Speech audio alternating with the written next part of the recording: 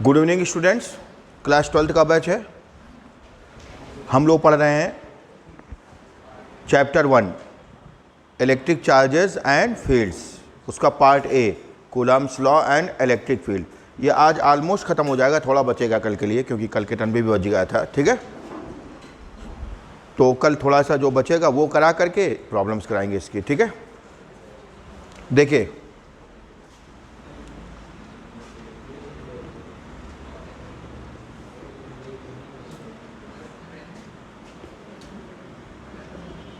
Chapter 1 Coulomb's law and electric field, नहीं, chapter 1 का नाम क्या है? Electric charges and fields.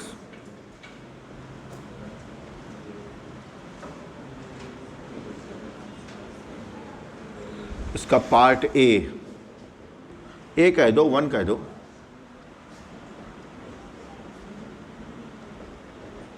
और जो प्रॉब्लम शीट है वो भी इसी तरीके से है, बोर्ड एग्जाम के पैटर्न पे। ठीक है, और ज़्यादातर उसमें PYQ हैं, प्रीवियस ईयर क्वेश्चंस। ठीक है, section A, section B, section C, सब उसी तरीके से 1 मार्क के क्वेश्चन, 2 मार्क के क्वेश्चन। ठीक है, बस उसमें जो थ्योरी के क्वेश्चंस हैं, जो डायरेक्ट वाले हैं, उनको हमने हटा दिए हैं क्योंकि नंबर ऑफ क्वेश्चंस क्या होंगे, बहुत ज़्यादा हो जाएंगे। ठीक है, जो न्यूमेरिकल से रिलेटेड हैं या जिनकी लैंग्वेज को थोड़ा सा क्या किया है, ट्विस्ट किया है। ठीक है,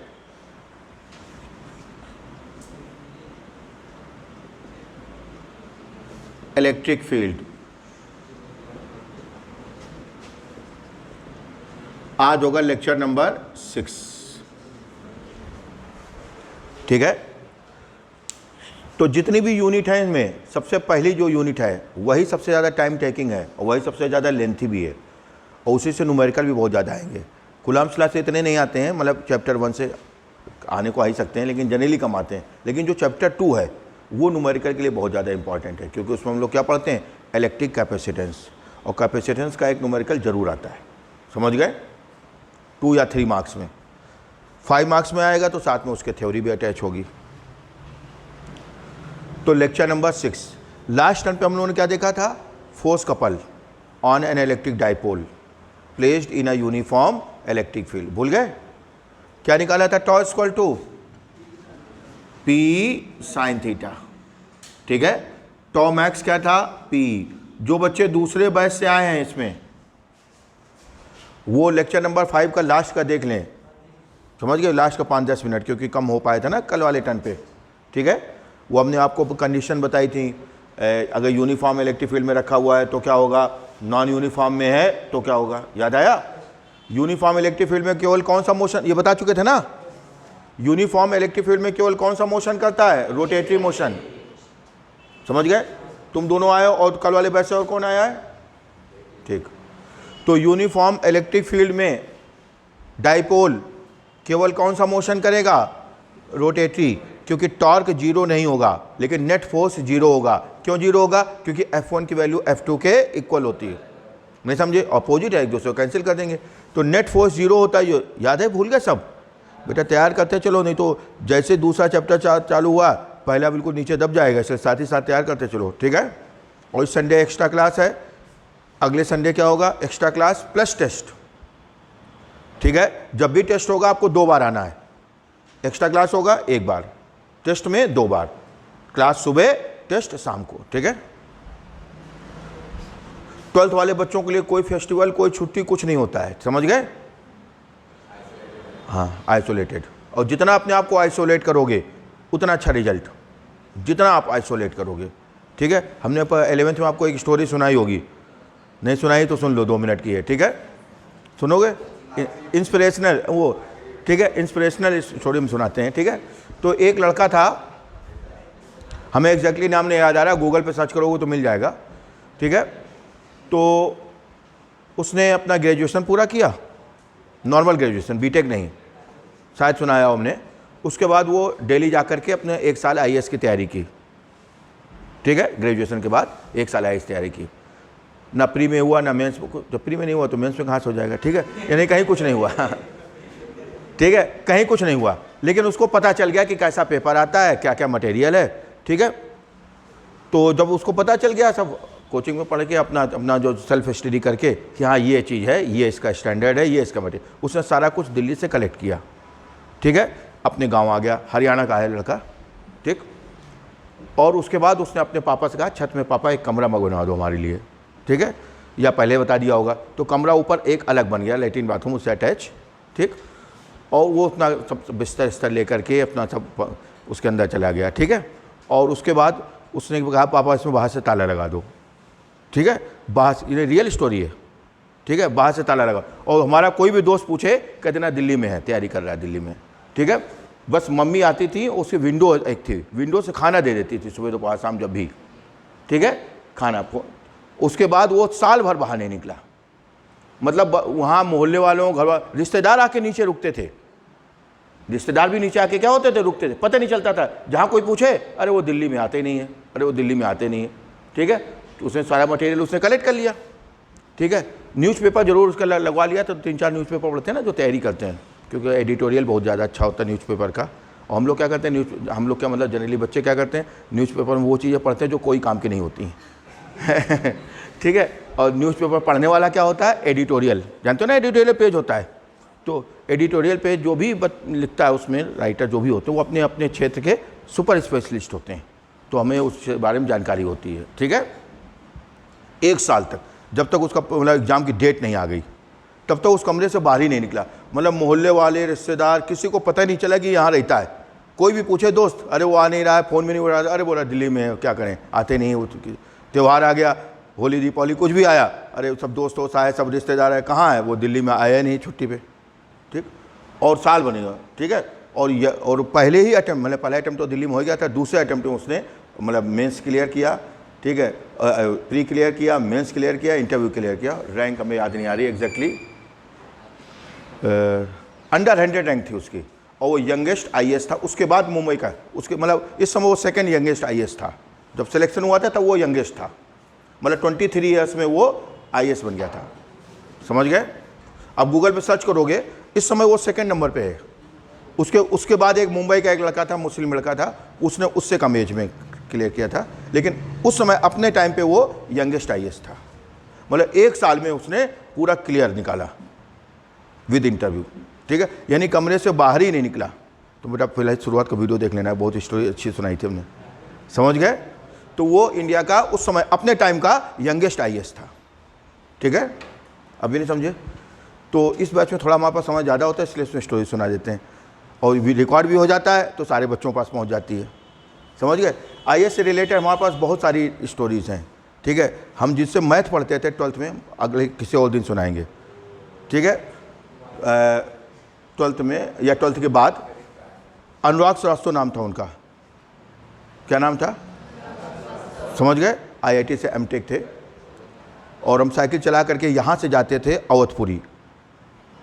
हाँ, अवधपुरी ये है चिड़ियाघर के पास, साइकिल से चला करके, ठीक है। अवधपुरी, विष्णुपुरी नहीं, ये अवधपुरी नहीं, विष्णुपुरी, ठीक है। वो चिड़ियाघर के सामने जो गुरुदेव पैलेस है उसके सामने जो रोड गई है वहाँ पे वो रहते थे, ठीक है। और वो फर्स्ट मतलब नॉर्थ इंडियन थे जिन्होंने आईएएस टॉप किया था, first rank, all India rank, ठीक है। और हम लोग को पढ़ाते समय ही उनका सिलेक्शन हो गया था, तो 20 सेशन में जाना पड़ा था उनका, ठीक है। मतलब फर्स्ट नॉर्थ इंडियन, नहीं तो उसके पहले टॉप कौन करता था, साउथ से आते थे, ये साउथ से आते थे या बिहार से आ जाते थे, बिहार से भी कभी कभी आ जाते थे, लेकिन टॉप नहीं कर पाते थे। पहले ऑल इंडिया रैंक फर्स्ट, आप अनुराग श्रीवास्तव आईएएस सर्च करोगे गूगल पे तो मिल जाएगा आपको, फर्स्ट नॉर्थ इंडियन थे। और मेन बात ये कि वो हिंदी भाषी क्षेत्र के थे, और पूरा इंटरव्यू वगैरह सारी चीज़ें उन्होंने हिंदी में दी थी, समझ गए। तो पहले थे, तो कई सारी हमारे पास स्टोरीज़ हैं इंस्पिरेशनल, ठीक है, बीच में सुनाते रहेंगे, ठीक। तो समझ गए। तो जो बच्चे लास्ट टर्न पे नहीं आए थे या लास्ट टर्न पे किसी दूसरे बैच में पढ़े थे, वो उसका वीडियो जरूर देख लेंगे, ठीक है। इसमें एक नोट आप लिख लो जरा, फिर हम आगे बढ़ें। स्टेबल इक्विलिब्रियम और अनस्टेबल इक्विलिब्रियम,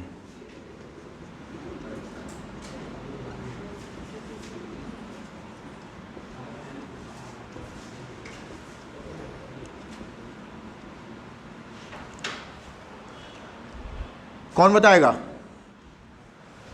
देखिए इस बैच में हम सबसे ज़्यादा टाइम देते हैं, समझ गए?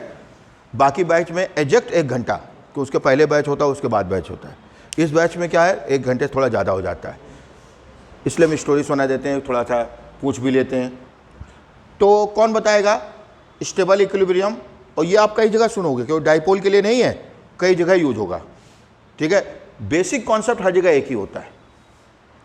तो स्टेबल इक्विलिब्रियम सुनते रहो बेटा, तुम बिल्कुल भी इंस्पायर नहीं होते हो, इतना स्टोरी सुना दी समीर, ठीक है?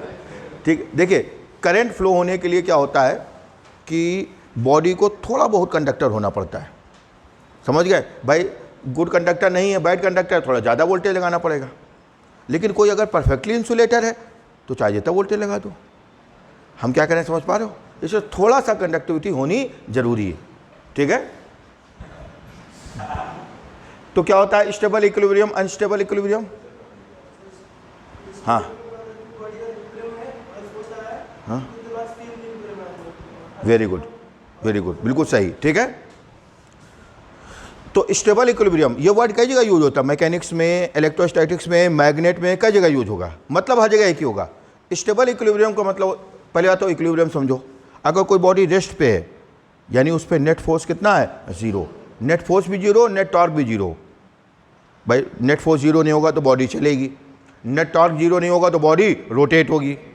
नहीं समझ आया? जब हम कहते हैं इक्विलिब्रियम में है, इसका मतलब नेट फोर्स भी 0 है, नेट टॉर्क भी 0, यानी बॉडी कैसी है? रेस्ट पे। समझ गए? स्टेबल इक्विलिब्रियम का मतलब ये होता है, समीर सुनो बेटा, क्या कर रहे हो? कोई दूसरा गेम में खेल रहे हो क्या? तो स्टेबल इक्विलिब्रियम, और गेम से दूर रहना। गेम में कई बच्चे बर्बाद हो जाते हैं, फांसी लगाते हैं बाद में, ठीक? कुछ बच्चे तो उल्टा सीधा काम कर देते हैं, घर के पैसे लगा देते हैं गेम में, नहीं ड्रीम 11 और पता नहीं कौन कौन से चलता है। हाँ समझ गए? तो इन सबसे बिल्कुल दूर रहना, ये बिल्कुल मतलब एडिक्शन है, बिल्कुल ये ड्रग्स से भी बुरा है ये, बिल्कुल इनसे दूर रहना। शुरुआत में भले तुम 100-200 रुपये जीत जाओ, नहीं समझे?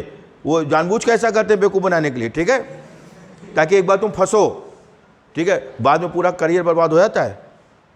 कभी पेपर पढ़ते हो गए, उसने मम्मी का 5,000 10,000 लगा दिए, फिर वो हार गया, फिर वो टेंशन में आ गया, फिर वो टेंसाइल फोर्स का उसने यूज कर लिया। टेंसाइल फोर्स जानते हो ना? टेंसाइल फोर्स किस में होता है? रस्सी डोरी तार में, समझ गए? समझ आया? जब भी हम टेंसाइल फोर्स कहते हैं तो आपके दिमाग में क्या आना चाहिए? रस्सी डोरी या तार। किसी भी न्यूमेरिकल में, किसी भी आर्टिकल में, फिजिक्स के कुछ बेसिक शांत रहो। टेंसाइल फोर्स का नाम सुन के तुम खुश क्यों हो जाते हो? ठीक है? तो किसी भी न्यूमेरिकल में, किसी भी आर्टिकल में रस्सी डोरी या तार आ जाए तो आपके ब्रेन में तुरंत क्या आना चाहिए? Tensile force. समझिए? टेंशन का दो या टेंसाइल फोर्स का दो, ठीक है? जब रिजल्ट खराब हो जाता है तो बच्चे किसका यूज़ करते हैं? Tensile force. समझ गए? ठीक है, रस्सी का तो यूज़ करते हैं फंदा बना के, ठीक? तो कोई भी न्यूमेरिकल जिसमें रस्सी डोरी या तार आ गया, आपको क्या यूज़ करना पड़ेगा? Tensile force. किसी भी न्यूमेरिकल, किसी भी आर्टिकल में अगर सर्कुलर मोशन हो रहा है, आपको क्या यूज़ करना पड़ेगा? Centripetal force. कुछ चीज़ें बिल्कुल फिक्स हैं कि अगर ये है तो हमें इसको यूज़ करना पड़ेगा। नहीं समझे? कोई डाउट? ठीक है? तो स्टेबल इक्विलिब्रियम का मतलब क्या होता है कि अगर हम बॉडी को डिस्प्लेस कर दें उसकी इक्विलिब्रियम पोजीशन से और वो वापस वहीं आ जाए। समझ गए? जैसे ये ऐसे धक्का दिया, ऐसे किया और वापस आ गई, ऐसे किया वापस आ गई। नहीं समझे? तो उसे क्या कहोगे? स्टेबल। अनस्टेबल क्या होता है? ऐसे किया, उधर ही घूम गई, वापस नहीं आई। समझ गए? अभी नहीं आया? समझे? समझ आ रहा है बेटा? तो स्टेबल का मतलब क्या होता है कि अगर कोई बॉडी इक्विलिब्रियम में है और उसको इक्विलिब्रियम पोजीशन से थोड़ा सा डिस्टर्ब कर दें और वापस इक्विलिब्रियम पोजीशन पे आ जाए तो उसे क्या बोलेंगे? स्टेबल। क्यों नहीं जान पा रहे हो बेटा? और अनस्टेबल में क्या होता है? अगर हल्का सा डिस्प्लेस कर दें या डिस्टर्ब कर दें और वापस ना आए, उधर ही रोटेट हो जाए या उधर ही मूव कर जाए तो क्या हो जाएगा? अनस्टेबल। अब भी नहीं समझे? अब जैसे सपोज ये कोई चार्ज है, अब हम कह रहे हैं ये स्टेबल है, ओ पे है, एग्जाम्पल ले रहे हैं। अब तुमने इसको उठा करके तुमने इधर कर दिया, ए पे ले गए और वापस ओ पे आ जाए तो क्या कहोगे? स्टेबल। और हमने ए पे ले जाओ, उधर ही भाग जाए तो अनस्टेबल। समझो? और ये हर जगह यूज होगा, मैग्नेट में, मैकेनिक्स में, हर जगह डेफिनेशन ही होगी। अब यहाँ पे हम ये डाइपोल के बारे में पढ़ रहे हैं। अच्छा, ये तो आपको समझ में आ जाता होगा कि जैसे ये इलेक्ट्रिक फील्ड है और ये डाइपोल ऐसे है, ठीक है, F1 और ये F2। Clear? Positive charge of force कहाँ लगता है? इलेक्ट्रिक फील्ड की डायरेक्शन में। डेली बताते हैं, डेली नियम से। पॉजिटिव चार्ज ऑफ फोर्स कहाँ लगता है? इलेक्ट्रिक फील्ड की डायरेक्शन में, और नेगेटिव चार्ज पे अपोजिट डायरेक्शन में। नहीं पता? तो ये कौन सा फोर्स कपल बनेगा? क्लॉकवाइज। इमेजिन करो, ये इधर, आप इमेजिन करो कि आपने इसको यहाँ से रस्सी बांध के इसको ऐसे खींच रहे हो और इसको इधर खींच रहे हो, तो कैसे जाएगा? ऐसे जाएगा। तो क्लॉकवाइज नहीं हो गया? फोर्स से देख नहीं पाते हो क्लॉकवाइज एंटी क्लॉकवाइज? क्या नाम तुम्हारा? ऋषि, ठीक है, ऐसे है। अब तुम इधर से ये धक्का मारो, उधर से वो धक्का मारो, तो ऐसे घूमेगा। तो कौन सा वाइज हो गया? क्लॉकवाइज। ये चीज क्या होती है? क्लॉकवाइज। अगर 12 से 3 जा रहे हो तो क्लॉकवाइज, और 12 से 9 जा रहे हो तो एंटी क्लॉक। क्या घड़ी की सुई अगर 12 पे है तो 12 के बाद क्या 9 पे जाएगी? 3 पे जाएगी। 9 पे घूम के आएगी ऐसे। नहीं समझे? यहां के बाद सुई क्या उधर जाती है? समझ गए? क्लॉकवाइज भी नहीं जानते क्या? यहां तक को दिखा क्लॉकवाइज हो गया, ठीक। समझ आया नहीं आया? अगर ये ऐसे है,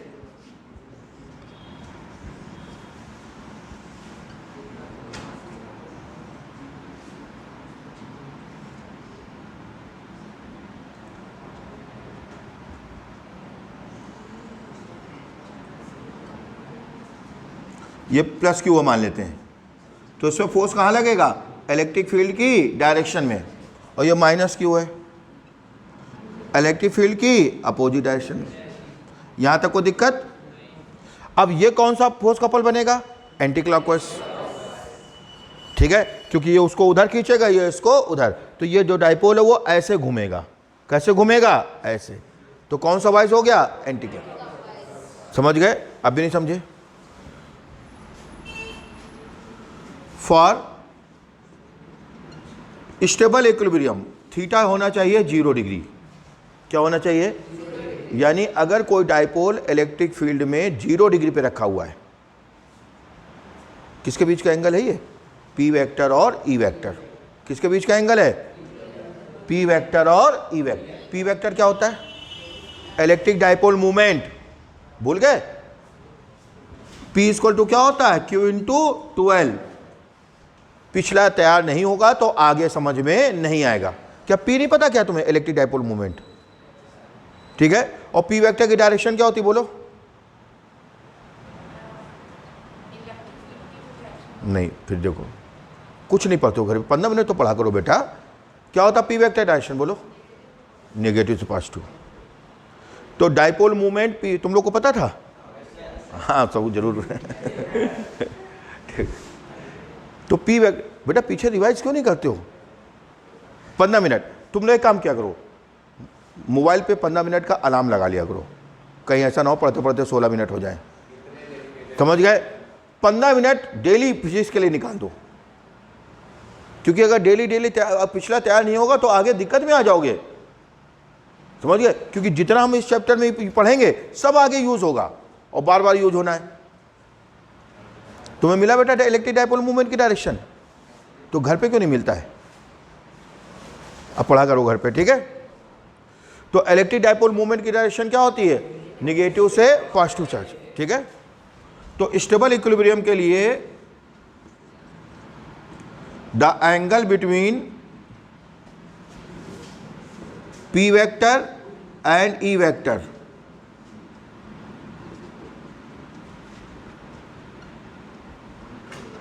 कितना होना चाहिए? 0 डिग्री। यानी पी वेक्टर ई वेक्टर की डायरेक्शन में, तब जो इक्विलिब्रियम होगा वो क्या होगा? स्टेबल। कैसे होगा अभी हम बता देना आपको। अब जरा देखो, ये डाइपोल है, ये इलेक्ट्रिक फील्ड है,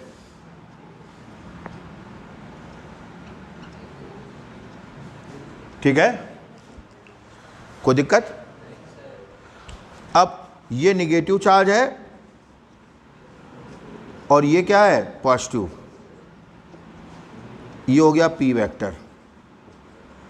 पी वेक्टर की डायरेक्शन क्या होती है? निगेटिव से पॉजिटिव। और पी वेक्टर टुवर्ड्स राइट है और ई वेक्टर भी कहाँ है, टुवर्ड्स राइट। अगर दो वेक्टर सेम डायरेक्शन में होते हैं तो उनके बीच का एंगल कितना होता है, 0 डिग्री। ये तो पता होगा। अगर दो वेक्टर सेम डायरेक्शन में है तो उनके बीच का एंगल 0 डिग्री। दो वेक्टर सेम डायरेक्शन में उनके बीच का angle 0 degree.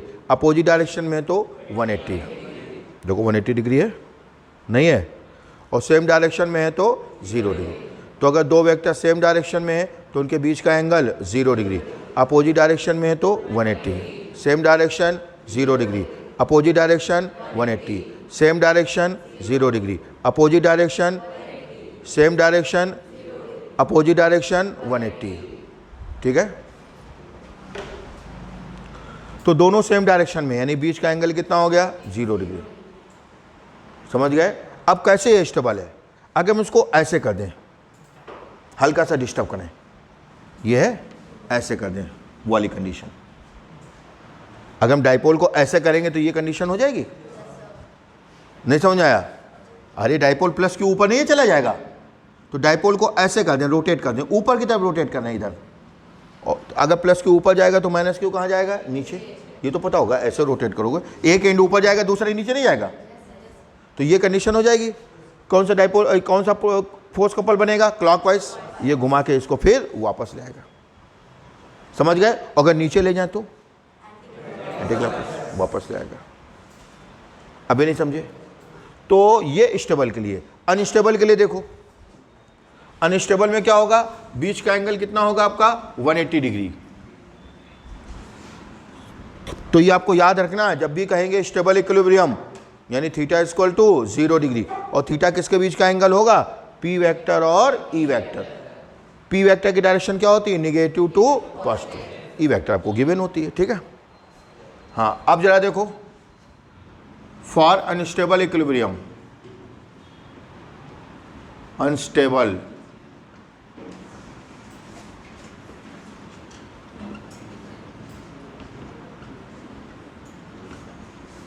the angle between P vector and E vector, theta कितना होना चाहिए, 180 डिग्री। ठीक है। अभी आप देखो 180 डिग्री भी रखेंगे और उसका स्टेबल तो होगा वो, क्योंकि नेट फोर्स 0 होगा। जैसे यहाँ पे नेट फोर्स 0 है, प्लस क्यू पे फोर्स कहाँ लगेगा, टुवर्ड्स राइट, और माइनस क्यू पे टुवर्ड्स लेफ्ट। समझ गए। नेट फोर्स भी 0, नेट टॉर्क भी 0। टॉर्क पी साइन थीटा होता है, और थीटा 0 है, साइन 0 0। अरे टॉर्क इक्वल टू क्या होता है, पी साइन थीटा। इक्विलिब्रियम होता ही तभी है जब टॉर्क भी 0 और फोर्स भी 0। थीटा 0 रखो, साइन 0 0 हो जाएगा, टॉर्क 0 हो गया इस कंडीशन में। और जैसे इसको इसकी कंडीशन से डिस्टर्ब करेंगे वापस। समझ गए, नहीं समझे। ऐसे इसको ऐसे घुमाया, यानी प्लस क्यू को ऊपर ले गए, तो ये कंडीशन हो जाएगी। ये फोर्स कपल कौन सा लगेगा, क्लॉकवाइज, वापस ले आएगा। अगर इसको कहाँ ले जाएंगे, नीचे, तो फोर्स कपल कौन सा लगेगा, एंटी क्लॉक, वापस ले आएगा। नहीं समझे। लेकिन अनस्टेबल में क्या होगा, उतनी बात समझ में आ गई। अब उसी में हम चेंज करेंगे। अनस्टेबल में क्या होगा, ये प्लस क्यू, ये माइनस क्यू, और ये प्लस क्यू, और ये पी वेक्टर। अब देखो पी वेक्टर और ई वेक्टर के बीच का एंगल कितना हो गया, 180। अब हम इसको डिस्टर्ब करें, अब हम इसको क्या करें, डिस्टर्ब करें। ठीक है। डिस्टर्ब करने वाला डायग्राम इधर बना दे रहे हैं। तो यहां पे जब डिस्टर्ब करते थे तो क्या होता था, वापस आ जाता था। यहां वापस आएगा ही नहीं, उधर ही घूम जाएगा। ठीक है। नहीं समझे। देखो जरा, पहले समझ लो, पहले समझो। अरे बेटा समझो पहले। ठीक, समझना ज़्यादा जरूरी है, नोट करने के लिए प्रॉपर टाइम देंगे। अब हम इसको थोड़ा डिस्टर्ब कर दें, ऐसे प्लस क्यू और ये, यानी हमने क्या किया, इसको प्लस क्यू को ऊपर ले गए, यानी ऐसे था, ऐसे ले गए। समझ गए, कोई डाउट। अब प्लस क्यू पे फोर्स कहाँ लगेगा, इलेक्ट्रिक फील्ड की डायरेक्शन, और माइनस क्यू पे, तो देखो क्या हो रहा है, यानी हमने इसको हल्का सा ऐसे किया और उधर ही फोर्स कपल बन गया। कौन सा फोर्स कपल बन रहा है? ये क्लॉकवाइज। यानी हम इस पोजीशन से जैसे ही इस पोजीशन पे ले गए तो वापस नहीं आया, उधर ही घूम गया। समझ आया नहीं आया? ऐसे स्टेबल है, तुम्हारा क्यों नहीं समझ आ रहा बेटा? ऐसे स्टेबल है और हमने ऐसे किया तो प्लस क्यू पे फोर्स उधर लग रहा है और माइनस क्यू पे उधर, तो हल्का सा डिस्टर्ब किया तो ये क्या होगा? उधर ही घूम गया। नहीं समझे? और अगर हम नीचे की तरफ डिस्टर्ब करते, अरे हम क्या कह रहे हैं समझ पा रहे हो? क्या ये लौट के वापस आएगा? नहीं, उधर ही घूम जाएगा।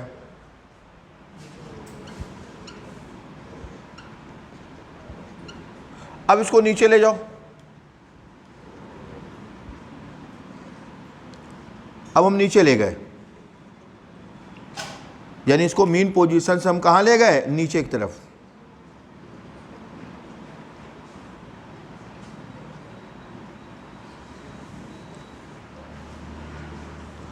तो प्लस क्यू पे फोर्स कहां लगेगा? इलेक्ट्रिक फील्ड की डायरेक्शन है, माइनस क्यू पे अपोजिट। अब देखो, यानी इसको हम इस पोजीशन से कहां ले गए? नीचे, तो ये उधर ही घूम रहा है, वापस नहीं आएगा ये, और उधर की तरफ क्या हो जाएगा? घूम जाएगा। समझ गए? ऐसे था स्टेबल, हल्का सा ऊपर किया उधर ही घूम गया, या हल्का सा नीचे ले गए उधर ही घूम गया, वापस लौट के नहीं आए। समझ गए?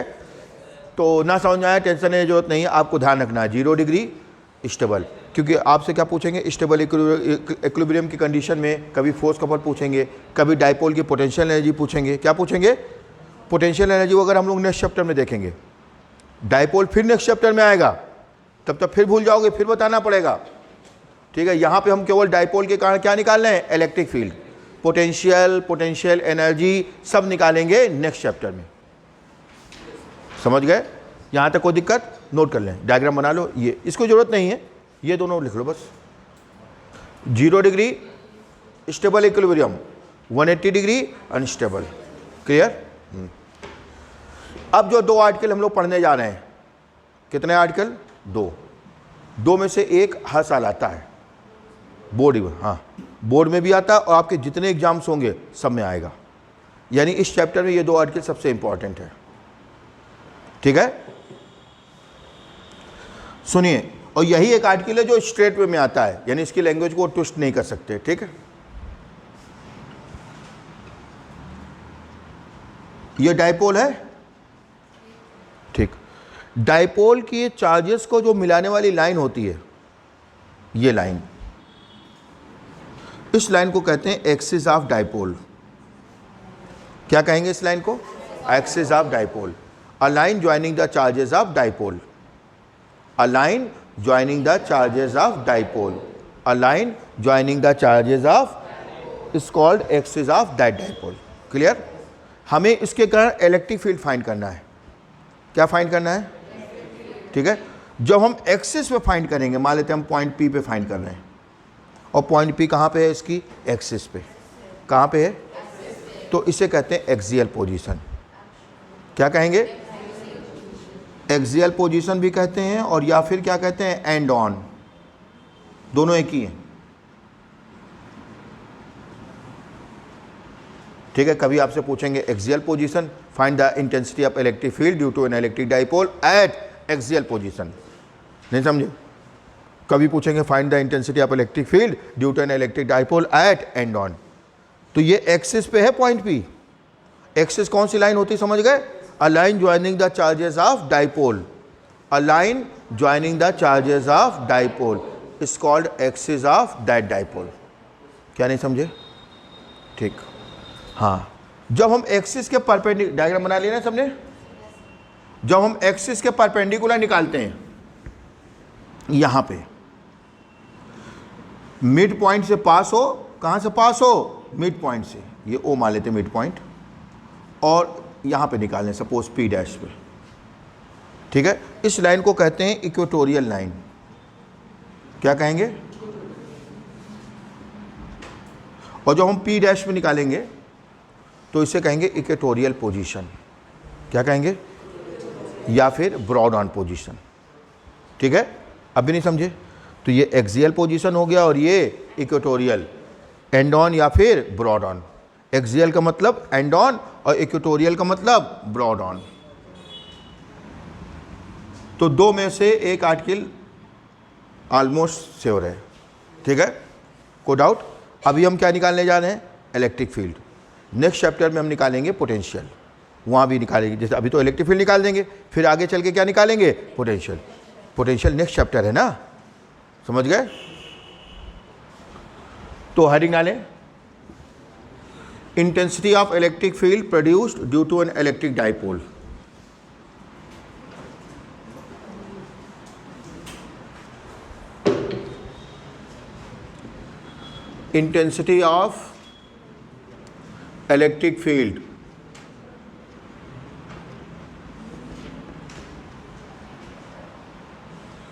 intensity of electric field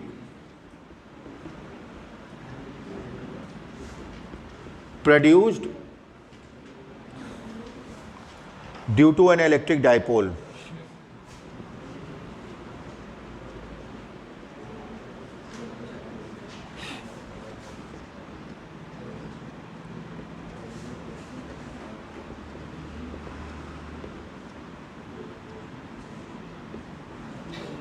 ठीक है, तो सबसे पहले कहाँ निकालने जा रहे हैं?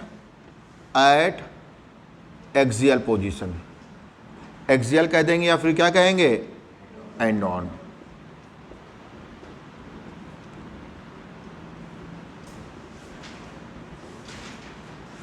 अब ये इलेक्ट्रिक डाइपोल हो गया।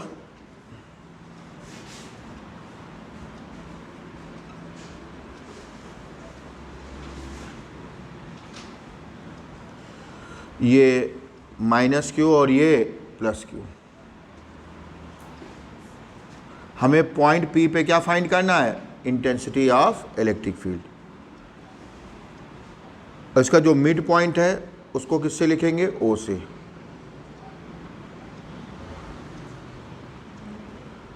ओ सुने, हेडिंग डाली सबने? इनिशियल लैंग्वेज लिखें। Let us consider an electric dipole AB. Let us consider an electric dipole AB.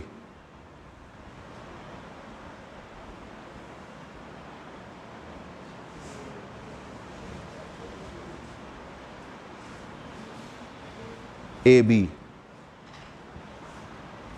due to which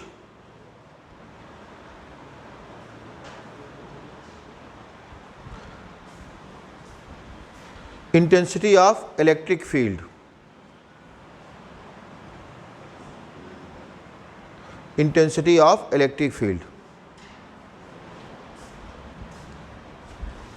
is to be found at point P,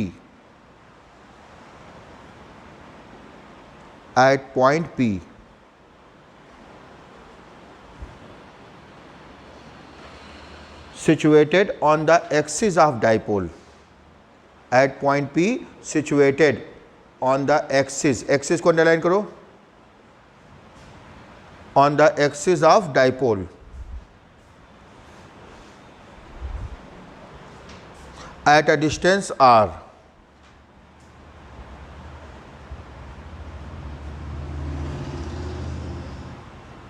from midpoint O, at a distance r from midpoint O of the dipole. तो ये distance r है, ये distance कितनी है? r। Distance कहाँ से major की गई है? मिड पॉइंट O से, ठीक है। अब डाइपोल के बीच का सेपरेशन कितना होता है? 12। कितना होता है? तो हाफ सेपरेशन कितना हो जाएगा? L। ये भी L, ये भी L। नहीं समझे? अरे 12 है तो आधा L नहीं हो गया? अगर L लेते तो क्या करना पड़ता? L/2। समझ गए? इसलिए 12 लिया। अच्छा, B से P तक की डिस्टेंस कितनी होगी? R minus L। नहीं आया समझे? सुनो, ये डिस्टेंस कितनी है? R। तो ये डिस्टेंस R माइनस L नहीं हो जाएगी? L कम हो जाएगी? नहीं समझ आया क्या? तुम्हारे O से P तक की डिस्टेंस कितनी है? R। ओ से पी तक की डिस्टेंस कितनी है रेहान? ओ से पी तक की डिस्टेंस कितनी है? तो बी से पी तक की डिस्टेंस आर माइनस है, एल कम हो गई। और ए से पी तक आर प्लस है, एल बढ़ नहीं जाएगी ये, समझ गए? गुड। R plus L. कहने का मतलब क्या है, जब हम प्लस क्यू के कारण इलेक्ट्रिक फील्ड निकालेंगे तो डिस्टेंस कौन सी लेंगे? आर माइनस एल, क्योंकि हमें इलेक्ट्रिक फील्ड निकालना कहाँ पे? पी पे। कहाँ पे निकालना है? तो बी से पी तक की डिस्टेंस लेनी पड़ेगी ना जब हम प्लस क्यू कारण निकालेंगे। जब हम प्लस क्यू के कारण यहाँ पे निकालेंगे पी पे, तो प्लस क्यू से पी तक की डिस्टेंस लोगे ना, कितनी होगी? R minus L. नहीं समझ आया? और जब माइनस क्यू कारण निकालेंगे तो कितनी डिस्टेंस लेंगे? R plus L. बात समझ गए? ठीक। हाँ, इलेक्ट्रिक फील्ड कैसी क्वांटिटी है? वेक्टर। डायग्राम बन गया सबका? बनाओ जल्दी।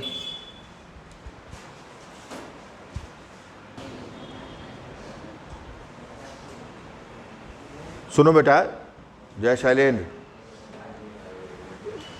तो इलेक्ट्रिक फील्ड कैसी क्वांटिटी है?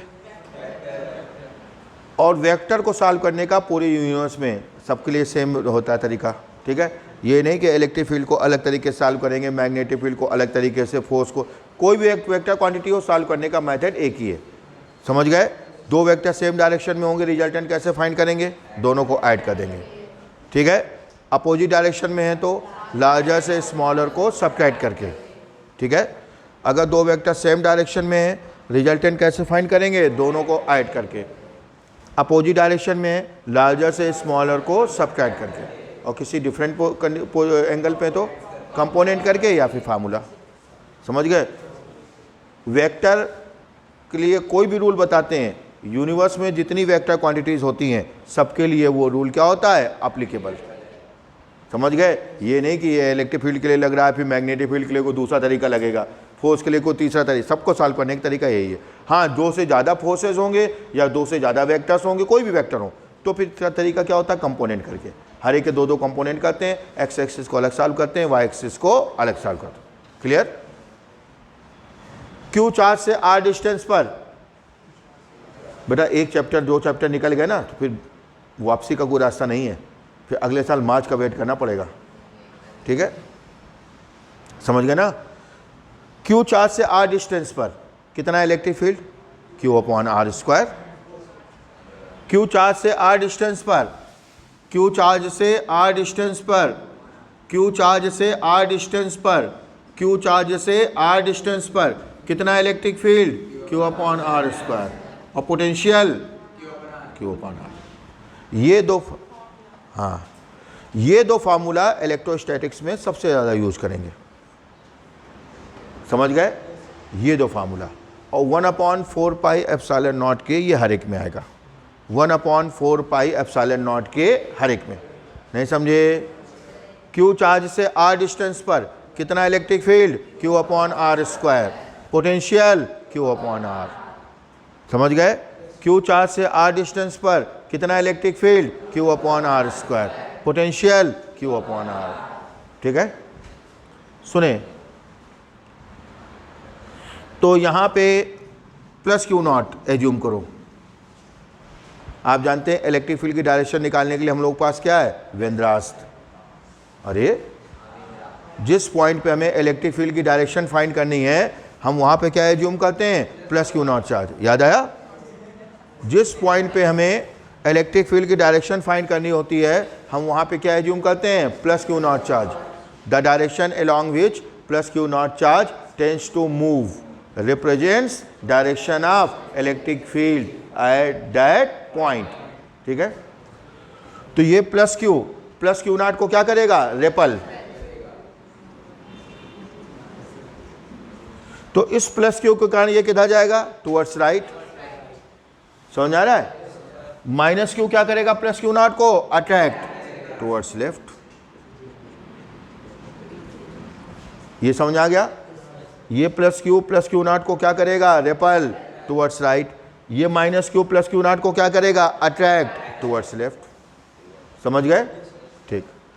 सेम डायरेक्शन में दोनों के अपोजिट डायरेक्शन में, तो रिजल्टेंट निकालने के लिए हमें लार्जर से स्मॉलर को सबट्रैक्ट करें। तो पहले इनकी वैल्यू तो निकालें, ठीक है।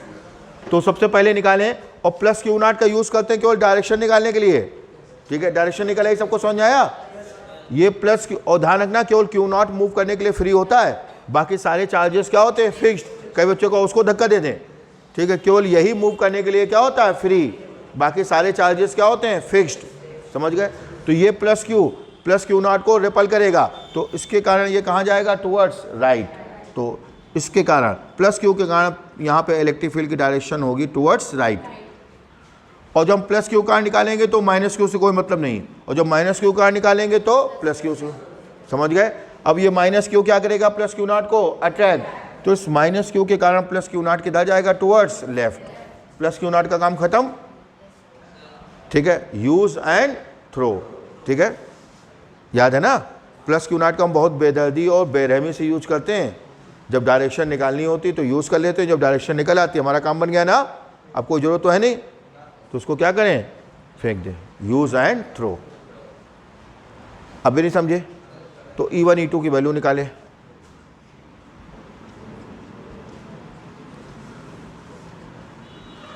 Intensity of electric field produced at point P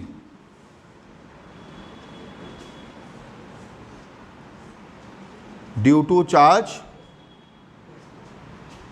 plus Q. Intensity of electric field produced at point P due to charge plus Q, E1।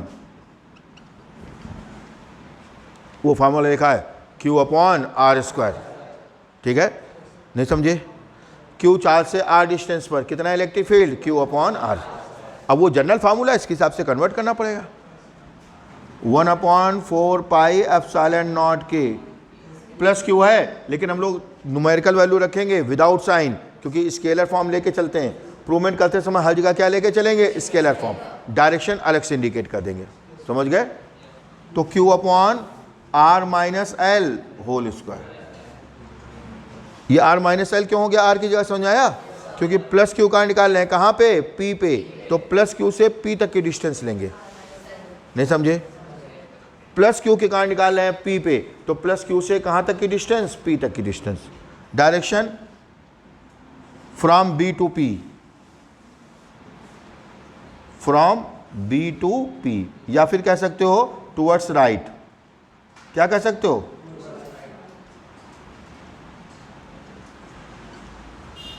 Towards right कह दो, या from B to P, B से P की ओर। अभी नहीं समझे, क्या नहीं समझ आया तो है ऋषि, समझ गए। हाँ, तो माइनस क्यू कहाँ निकालें, due to charge minus Q.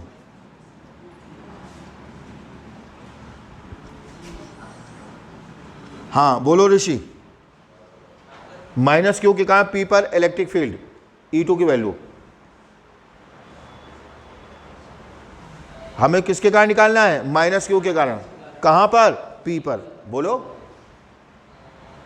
जैसे हमने E1 की वैल्यू लिखी है वैसे आपको E2 की बतानी है। E1 किसके कारण है, प्लस क्यू के कारण। E2 किसके कारण है, माइनस क्यू। बोलो।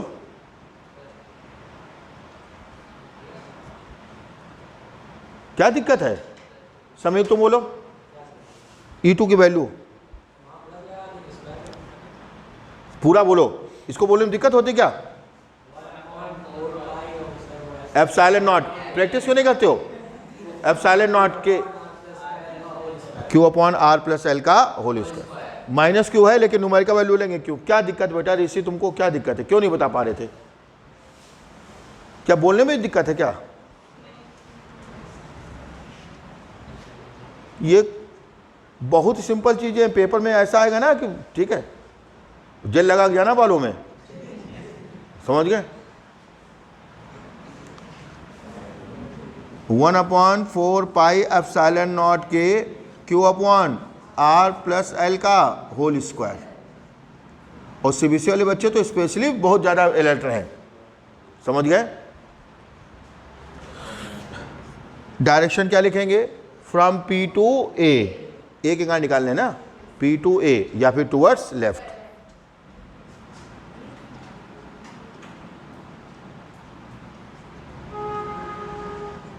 टूवर्ड्स लेफ्ट, ठीक है। तो जब हमने प्लस क्यू के कारण निकाला तो डिस्टेंस कौन सी ली, R माइनस एल, और जब माइनस क्यू के कारण निकालेंगे तो डिस्टेंस कौन सी लेंगे, R प्लस एल। यहाँ तक कोई कन्फ्यूजन? कौन बड़ा, दोनों को देखो ध्यान से, E1 बड़ा कि E2? E1। अब छोटा बड़ा भी नहीं जान पाते हो, ऐसा ट्यूशन लगवाए 1 2 3 4। 2/3 बड़ा होता है कि 2/5 बड़ा होता है? बोलो, जिसका डिनोमिनेटर छोटा होता है वो नंबर बड़ा होता है। और इन दोनों में डिनोमिनेटर कौन किसका छोटा है, E1 का। बाकी सबको तो सेम है, समझ आया? जिसका डिनोमिनेटर छोटा होता है वो नंबर बड़ा होता है। तो नहीं पता बेटा दिव्यांशी? और जिसका डिनोमिनेटर बड़ा होता है वो नंबर छोटा होता है। ऐसे भी अंदाजा लगा सकते हो, प्लस क्यू पास में है तो इलेक्ट्रिक फील्ड ज़्यादा होगा, और माइनस क्यू दूर है तो इलेक्ट्रिक फील्ड कम हो। जो चार्ज पास में होता है उसके कारण इलेक्ट्रिक फील्ड हो चाहे फोर्स हो, दोनों ज़्यादा होते हैं। अगर चार्ज सेम है तो, नहीं समझे, और वो दूर है तो उसके कारण कम नहीं होगा, समझ गए? तो कौन बड़ा है, E1। तो नेट इलेक्ट्रिक फील्ड कैसे निकालेंगे, E1 माइनस E2। क्लियर? जब दो वेक्टर अपोजिट डायरेक्शन में होते हैं तो रिजल्टेंट कैसे निकालते हैं, लार्जर से स्मॉलर को सब्ट्रैक्ट करके। और ये केवल इलेक्ट्रिक फील्ड के लिए नहीं है, यूनिवर्स में जितनी वेक्टर क्वांटिटीज हैं सबके लिए, समझ गए?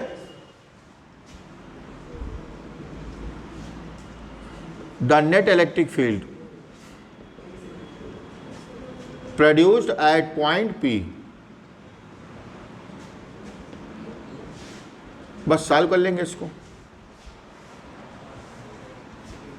कितना आएगा, E equal to E1 minus E2, ठीक है। सब्ट्रैक्ट क्यों किया, since E1 is greater than E2, ठीक है। अपोजिट डायरेक्शन में लार्जर से स्मॉलर को सब्ट्रैक्ट करें।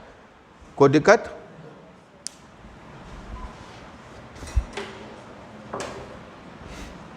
वैल्यू रखो।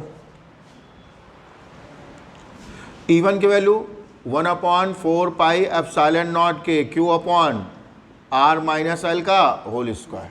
E2 1/4 पाई एप्सिलॉन नॉट के Q upon R plus L का होल स्क्वायर। कॉमन ले लो, क्या कॉमन लेंगे, 1/4 पाई एप्सिलॉन नॉट के Q, क्या कॉमन आ गया, 1/4 पाई एप्सिलॉन नॉट के Q। ब्रैकेट में क्या बचा, R माइनस एल का होल स्क्वायर। बस आगे कैलकुलेशन करना है केवल।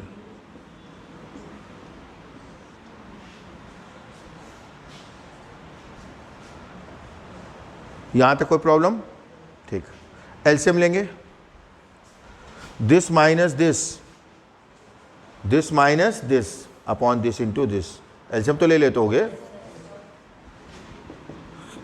1/4 पाई एप्सिलॉन नॉट के Q R प्लस एल का whole square minus R minus L का whole square, R minus L का whole square into R plus L का होल स्क्वायर। यहाँ तक पहुँचे सब लोग? सारे बच्चे यहाँ तक पहुँचे? पहले साथ में नोट नहीं कर रहे थे क्या? अच्छा, साथ में क्या करो, बड़े हो गए हो, समझते भी जाओ, नोट भी करते जाओ। हाँ देखिए, तो इसको ओपन करेंगे a प्लस बी के होल स्क्वायर से, इसको ओपन करेंगे a माइनस बी के होल स्क्वायर से। समझ गए? क्यों नहीं समझ आ रहा है? अरे चाहे जैसे सॉल्व करो, ये कौन सा तरीका होता है, चाहे जैसे सॉल्व करो, समझ गए? बस सही करो। ये a माइनस बी और ये a प्लस बी, तो क्या आ जाएगा, a square minus B square. लेकिन इसका स्क्वायर है, इसका स्क्वायर है, नहीं, पूरे का क्या हो जाएगा, होल स्क्वायर। तो ये आपका आ गया 1/4 पाई एप्सिलॉन नॉट के Q R square plus L square plus 2RL, और ये हो गया minus R square minus L square plus 2RL। हमने इसको a माइनस बी के होल स्क्वायर से ओपन करके माइनस साइन को अंदर भेज दिया, a माइनस बी के होल स्क्वायर से ओपन करके माइनस साइन को अंदर, तो माइनस माइनस क्या हो जाएगा प्लस, और अपॉन में क्या आ गया R square minus L square का होल स्क्वायर। यहां तक कोई दिक्कत? तो इससे ये कट गया और इससे ये कट गया। पेपर में काट पीट नहीं शो करते हैं, समझ गए? अगले स्टेप में उसको क्या करते हैं, रिमूव कर देते हैं। 2RL कितना हो गया 4RL, और ये कैसे होगा समझ आया? a minus B A plus B A square minus B square, इसका स्क्वायर था इसका स्क्वायर था होल स्क्वायर हो गया, समझ गए? यानी क्या आ गया 1/4 पाई एप्सिलॉन नॉट के Q into 4RL divided by R square minus L square का होल स्क्वायर। इसको थोड़ा रीअरेंज करो, 1/4 पाई एप्सिलॉन नॉट के Q into 12 into 2R upon R square minus L square का होल स्क्वायर। तो ये जो 4RL था क्या था, इसको हमने लिख दिया 12 इंटू 2R, क्योंकि आपको पता है Q इंटू 12 क्या होता है, P इलेक्ट्रिक डाइपोल मूवमेंट। फिर से देखो, भूल गए होगे ना? तो इलेक्ट्रिक डाइपोल मूवमेंट क्या होता है, P equal to Q into 12, इसलिए हमने इसको फॉर्म में लिखा। तो 4RL को क्या लिख दिया हमने 12 इंटू 2R, Q इंटू 12 कितना हो जाएगा P, यानी क्या आ गया 1/4 पाई एप्सिलॉन नॉट के 2PR upon R square minus L square का होल स्क्वायर। वैसे तो आपका यही आंसर है, लेकिन अभी इसमें एक कंडीशन और लगानी है। कोई भी प्रूवमेंट करते हैं बगल में क्या लिखते हैं उसकी यूनिट, वैसे तो एक्चुअल फार्मूला यही है, लेकिन इसमें कंडीशन और लगानी है। ठीक है, यहां तक पहुंचे सब लोग? हाँ सुनिए, तो बेटा डाइपोल की डेफिनेशन क्या होती है, when two equal and opposite charges are kept at a very small distance, when two equal and opposite charges are kept at a very small distance. याद आया? यानी 12 वेरी स्मॉल डिस्टेंस होती है, तो L क्या हो जाएगा वेरी वेरी स्मॉल, समझ गया? वो तो 12 का हाफ हो गया। जब हम लोग न्यूमेरिकल लगाएंगे तो देखेंगे L की वैल्यू मिलीमीटर में होगी जनरली, और R किस में होगा, सेंटीमीटर्स में, तो कभी कभी मीटर्स में भी होगा। ठीक है, तो कहने का मतलब क्या है, जनरली L की वैल्यू R से बहुत कम होती है। अगर किसी मालिक्यूल की बात करेंगे तो L तो एंगस्ट्रॉम में हो जाएगा, किस में हो जाएगा, समझ गए? तो जैसे आपको पता है कि 2 की वैल्यू 1000 से कम होती है, नहीं पता क्या? नहीं, बहुत कम नहीं होती, बहुत कम तो अब होगी। तो 2 की वैल्यू 1000 से कम होती है। ठीक है, जैसे आपको, चलो ये समझ गए, अगर हम इसका स्क्वायर कर दें 4, तो ये 10 लाख हो जाएगा, 3 जीरो के 6 जीरो हो जाएंगे ना, समझ आया नहीं यार? 2 का स्क्वायर 4000 का 10 लाख, मतलब इसके कंपेयर में आप इसको भले निग्लेजिबल ना मान पाओ, लेकिन इसके कंपेयर में ये क्या हो जाएगा, निग्लेजिबल हो जाएगा। समझ गए? जैसे आपको किसी से 1000 रुपये लेने, वो 2 रुपये कम दे, तो थोड़ा सा मूड खराब हो जाएगा। अरे 1000 के कंपेयर में 2 मतलब थोड़ा मैटर करता है, लेकिन किसी से 10 लाख लेने और वो 4 रुपये कम दे, तो आप कोई खास ध्यान नहीं दोगे, बल्कि कोई 10 लाख देगा तो 100-200 तो उससे खर्च कर दोगे उसके ऊपर, नहीं समझे? ठीक है, तो इसके कंपेयर में इसको निग्लेजिबल नहीं मान सकते हैं, लेकिन इसके कंपेयर में इसको निग्लेजिबल मान सकते हैं। ग्राम के कंपेयर में आप मिलीग्राम को निग्लेजिबल नहीं मान सकते हो, नहीं समझे? लेकिन किलोग्राम के कंपेयर में आप मिलीग्राम को निग्लेजिबल मान सकते हो। जैसे आप सोना लेने जाते हो तो वो ग्राम में लेते हो कि कुंतल में लेने आते हो, किलो में? सोना लेने आते हो किस में लेने आते हो, ग्राम में। तो वो जब तौलता है तो वो मिलीग्राम को भी कंसीडर करता है, क्योंकि ग्राम के कंपेयर में आप मिलीग्राम को निग्लेजिबल नहीं मान सकते हो। लेकिन जब लोहा लेने जाते हो तो क्या मिलीग्राम तौलता है? वो मिलीग्राम तो उसका स्केल ही नहीं होता मिलीग्राम वाला, वो तो ग्राम तक पहुंचता है। अब भी नहीं समझे? तो क्योंकि हम लोग लोहा ग्राम में तो लेने नहीं आते हैं, लोहा तो किलोग्राम में होता है, इसलिए मिलीग्राम की बात ही नहीं करते हम लोग। मिलीग्राम को क्या मान लेते हैं, निग्लेजिबल। अभी नहीं समझे? हमने क्या कहा, कुछ समझाया? कहाँ पे किस चीज़ को निग्लेजिबल मान सकते हैं, वो डिपेंड करता है किसके कंपेयर में है। समझ गए? मिलीग्राम को ग्राम के कंपेयर में निग्लेजिबल नहीं मान सकते हैं, लेकिन मिलीग्राम को किलोग्राम के कंपेयर में निग्लेजिबल मान सकते हैं। समझ गए? तो अब जैसे ये L है और ये R है, तो आप L को R के कंपेयर में निग्लेजिबल नहीं मान सकते हैं, लेकिन L स्क्वायर को R स्क्वायर के कंपेयर में निग्लेजिबल मान सकते हैं। समझ गए? If L is less than R, then L square is very very less than R square.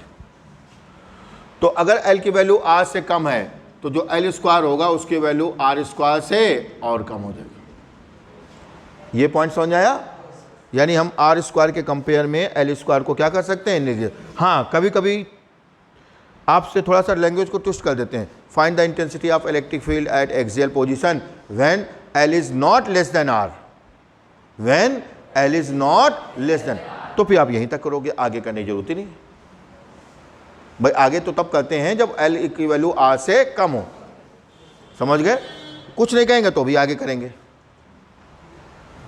तो क्या आ जाएगा? E की वैल्यू 1/4 पाई एप्सिलॉन नॉट के 2PR divided by R square का होल स्क्वायर, क्योंकि L स्क्वायर को हम R स्क्वायर के कंपेयर में क्या मान लेंगे? निग्लेजिबल। तो R स्क्वायर का होल स्क्वायर, R की पावर 4 हो जाएगा। ऊपर R है, एक R कट जाएगा, यानी क्या आ गया E का फार्मूला? 1/4 पाई एप्सिलॉन नॉट के 2P upon R cube Newton पर कूलम। अगर हम लोग लिखें इसको एयर या वैक्यूम के लिए तो K की वैल्यू 1 हो जाएगी। समझ गए? नहीं समझे? एयर या वैक्यूम के लिए K की वैल्यू क्या होती है? 1। ठीक। अच्छा, इसकी डायरेक्शन क्या होगी? कौन बताएगा? हैंड्स रेज करें। नेट इलेक्ट्रिक फील्ड की डायरेक्शन, नेट इलेक्ट्रिक फील्ड की डायरेक्शन, क्योंकि हमने वैल्यू लिखी ना, डायरेक्शन अलग से लिखनी पड़ेगी। नेट इलेक्ट्रिक फील्ड की डायरेक्शन बोलो। Towards right. ठीक है। अगर दो वेक्टर अपोजिट डायरेक्शन में होते हैं, कैसे होते हैं? तो रिजल्टेंट वेक्टर की डायरेक्शन कहाँ होती है? लार्जर वेक्टर की डायरेक्शन में। Resultant larger vector. एग्जांपल दें?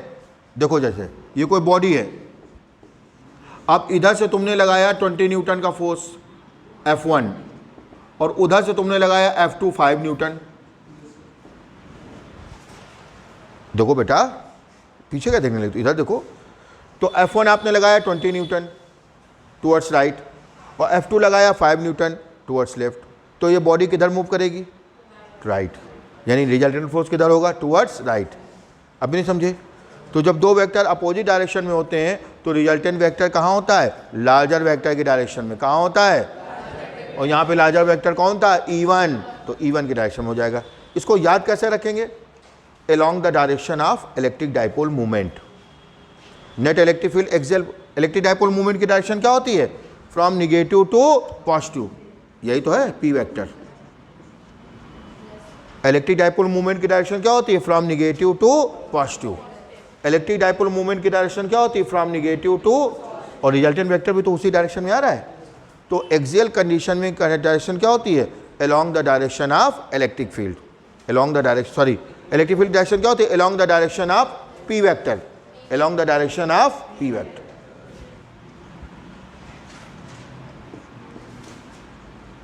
along the direction of P vector. या फिर क्या कह सकते हैं? Towards right. समझ गए होगे? लेकिन बेटर तरीका ये है कि along the direction of P vector. हमारे तो इसको उल्टा कर देते तो P वेक्टर टुवर्ड्स लेफ्ट हो जाता, तो इलेक्ट्रिक फील्ड भी टुवर्ड्स लेफ्ट हो जाता। समझ गए? along the direction of P vector, ये हमेशा सही रहेगा। अब भी नहीं समझे? अब हम निकालेंगे ब्रॉडन पोजीशन पे। अगर दो वेक्टर सेम डायरेक्शन में है, रिजल्टेंट कैसे फाइंड करते हैं? दोनों को ऐड कर देते हैं। अपोजिट डायरेक्शन में है तो लार्जर से स्मॉलर को सबट्रैक्ट कर देते हैं। किसी एंगल पे है तो कंपोनेंट या फिर फार्मूला। क्लियर? ठीक है। वैसे कल वाले बैच में हमने इतना ही पढ़ाया है, तो या तो अगला आर्टिकल हम पढ़ा दें, कल आप 10:15 पे आ जाओ, उनको पढ़ाना पड़ेगा ना, या इतने ही रोक दें। कल आओगे ना सब लोग? सबको आना है? चलो ठीक, आज इतना रखेंगे। Okay, that's all.